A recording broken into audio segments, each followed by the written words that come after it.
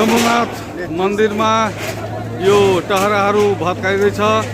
बाटो फराकिलो र यहाँको ग्राउन्ड जुन छ त्यसलाई चाहिँ व्यवस्थित बनाउनको लागि आज यो टहराहरू चाहिँ भत्काउने काम भइरहेको छ।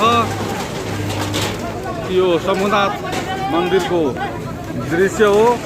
यहाँ शम्भुनाथ नगरपालिकाले चाहिँ यो बाटो फराकिलो बनाउन र यहाँ मन्दिरलाई व्यवस्थापन र सौन्दर्यीकरण गर्नको लागि यो चाहिँ भइरहेको। हाम्रो शम्भुनाथ मन्दिर जुन जो सार्वजनिक स्थल छ यो बाहिरबाट आउने भक्तजनहरूको लागि पनि यो अति नै रमणीय स्थान भएको र यहाँ चाहिँ हामीले पटक पटक नगरपालिकाबाट उहाँहरूलाई चाहिँ अनुरोध गर्दा चाहिँ उहाँहरूले चाहिँ यो के अरे अटेर गरेर बस्नुभएको कारणले गर्दाखेरि हामीले सूचनाको उहाँहरूले उल्लङ्घन गरेको कारणले यो जुन नेपाल सरकारको स्वामित्वमा रहेको नगरपालिकाले संरक्षण गर्नुपर्ने सार्वजनिक स्थल हो त्यसलाई हामी खाली गराएर चाहिँ यो नगरपालिका शम्भुनाथको सौन्दर्यकरणको लागि चाहिँ कार्य गरेको। शम्भुनाथ नगरपालिका स्थित रहेको शम्भुनाथ मन्दिरको यो पूर्वपट्टि चाहिँ यसरी टहराहरू बनाएर यहाँ चाहिँ यो अतिक्रमण गरिएको थियो। आज चाहिँ नगरपालिकाले यहाँ यो खाली गराउँदैछ, किनभने प्रत्येक वर्ष वैशाख 1 गतेबाट यहाँ ठुलो मेला लाग्ने गर्दछ। 1 महिनासम्म त्यो मेला चल्छ। त्यसलाई पनि मध्यनजर गर्दै नगरपालिकाले नेपाल सरकारको स्वामित्वमा रहेको यो जग्गालाई खाली गराइरहेको छ। नगरपालिकाको यो दृश्य यहाँ चाहिँ नगरपालिकाले अतिक्रमण हटाउँदैछ।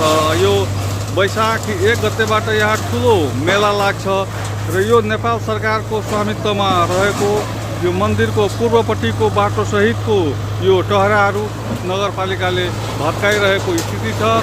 यो चाहिँ अतिक्रमण गरेर यहाँ चाहिँ टहराहरू बनाइएको थियो। नगरपालिकाले आज त्यो अतिक्रमणलाई खाली गरिरहेको छ। कुन परियोजनाको लागि आज अवैध संरचनाहरू भत्काउने काम भइरहेको छ? यो शम्भुनाथ बाबा मन्दिरको नामबाट यो शम्भुनाथ नगरपालिकाको नामाकरण गरिएको छ।